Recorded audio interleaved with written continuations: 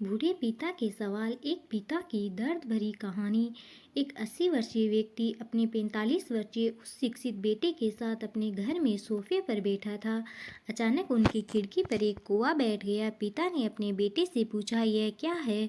बेटे ने जवाब दिया, यह एक कौवा है। कुछ मिनटों के बाद पिता ने अपने बेटे से दूसरी बार पूछा, यह क्या है? बेटे ने कहा, पिताजी, मैंने अभी आपको यह एक कौवा है कहा है।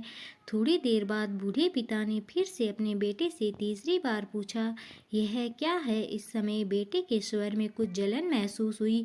तब उसने अपने पिता से झुंझलाते हुए बोला, यह एक कौवा है, कौवा है।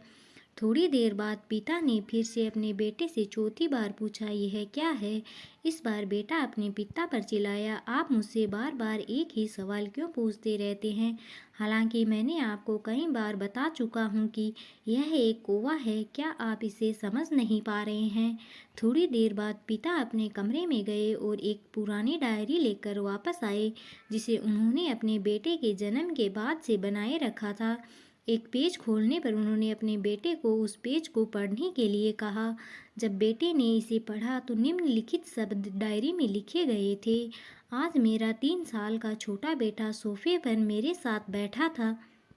जब खिड़की पर एक कौवा बैठा था, मेरे बेटे ने मुझसे 23 बार पूछा कि यह क्या है, और मैंने उसे 23 बार जवाब दिया कि यह एक कौवा था। मैंने उसे हर बार प्यार से गले लगाया और उसने मुझसे 23 बार फिर से वही सवाल पूछा। मुझे इस बात से बिल्कुल भी चिढ़ नहीं हुई कि मैंने अपने मासूम बच्चे के लिए प्यार महसूस किया है, जबकि छोटे बच्चे ने उससे 23 बार पूछा, यह क्या है? पिता को 23 बार पूरे सवाल का जवाब देने में कोई जलन महसूस नहीं हुई, और आज जब पिता ने अपने बेटे से सिर्फ 4 बार यही सवाल पूछा तो बेटे को चिढ़ और गुस्सा महसूस हुआ। इसे पढ़कर उस बेटे को अपने किए गए व्यवहार का पता चल गया था, जिससे चलते अब वह मन ही मन बहुत शर्मिंदा हो रहा था। शायद उसे अब किए गए अपने बूढ़े पिता के प्रति व्यवहार का पता चल गया था। इसलिए यदि आपके माता पिता जब बुढ़ापे में होते हैं, उन्हें न तो पीछे छोड़े और न ही उन्हें एक बोझ के रूप में देखें, बल्कि उनके साथ एक दयालु शब्द बोले, शांत, आज्ञाकारी, विनम्र और उनके प्रति दयालु बने।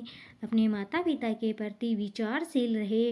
आज इस बात को कहे, मैं अपने माता पिता को हमेशा खुश देखना चाहता हूँ। जब से मैं छोटा बच्चा था उन्होंने मेरी देखभाल की।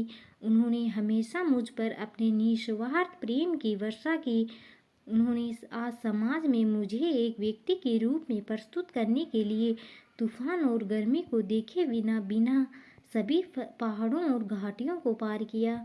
भगवान से प्रार्थना करें, मैं अपने बूढ़े माता पिता की सर्वोत्तम तरीके से सेवा करूंगा। मैं अपने प्यारे माता पिता को सभी अच्छे और दयालु शब्द कहूँगा, चाहे वे कैसे भी व्यवहार करें। दोस्तों, आपको ये कहानी कैसी लगी कमेंट करके ज़रूर बताएं। धन्यवाद।